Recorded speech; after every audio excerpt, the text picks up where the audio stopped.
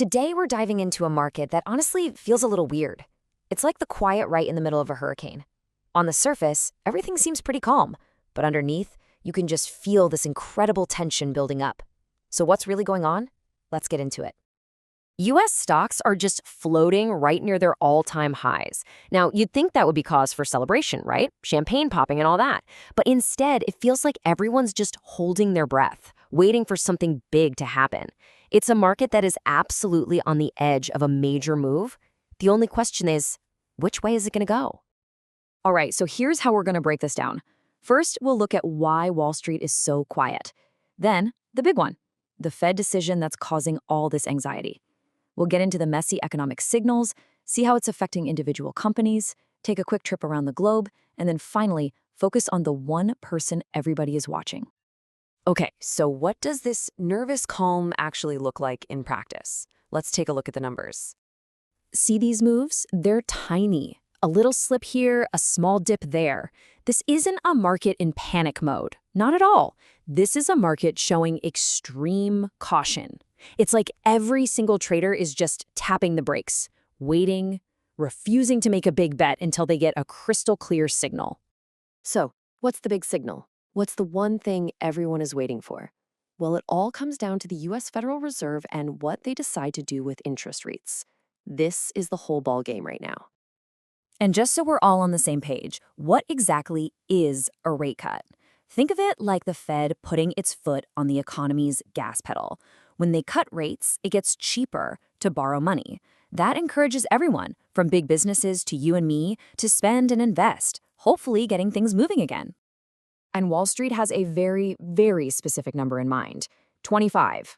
That's 25 basis points or a quarter of a percentage point. At this stage, after weeks of talk, this isn't just wishful thinking. It's pretty much baked into the cake. It's the baseline of what everyone expects to happen. But here's where it gets tricky, because the Fed is in a real bind. You've got this classic economic tug-of-war going on. On one side, the job market is showing signs of slowing down, which screams, hey, cut rates to help us out. But on the other side, inflation is still running hotter than the Fed's 2% target. And cutting rates could be like pouring gasoline on that fire. What do you do? And it's not just the Fed that's confused. The economic data coming out right now is sending some seriously mixed signals. It's messy. Okay, so check this out. Retail sales for August came in way stronger than anyone thought. That tells you that regular people are still out there shopping, spending money. That's a huge sign of a healthy, resilient economy. And, it kind of complicates the whole argument that we need an urgent rate cut, doesn't it? But then you see a number like this. A record high 58% of global fund managers, we're talking about the people who manage billions of dollars, think stocks are just too expensive right now. That is a massive dose of pessimism. It shows that even with good news on spending, the smart money is really worried the market's gotten way ahead of itself. And this quote just perfectly captures the mood. It says that even when we get good economic news, like those strong retail sales, it doesn't change the fundamental belief on Wall Street. They are still convinced the economy is going to need help and that rate cuts are coming, not just now, but for the next couple of years.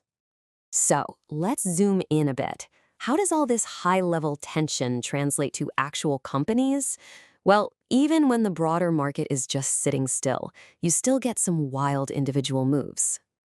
I mean, look at this. You've got Dave & Buster's taking an absolute nosedive, tumbling over 16% just because of weak profits. But then Steel Dynamics jumps almost 6% on stronger earnings.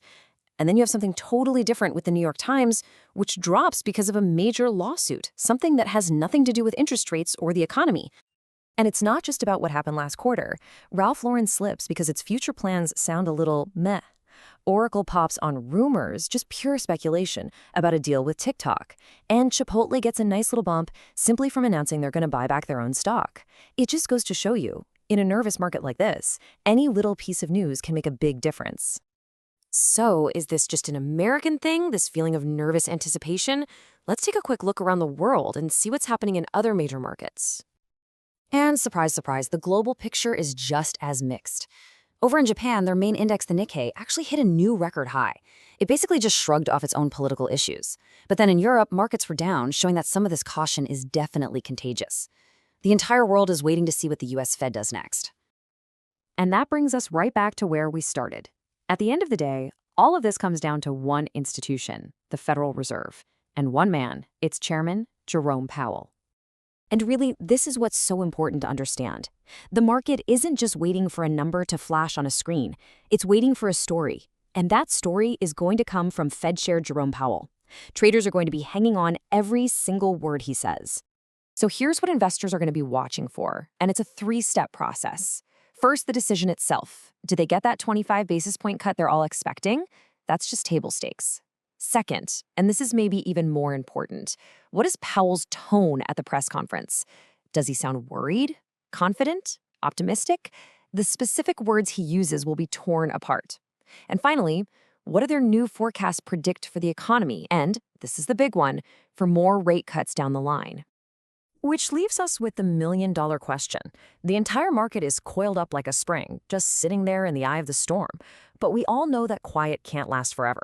So when that Fed announcement finally drops and the storm hits, which way is this whole thing going to break?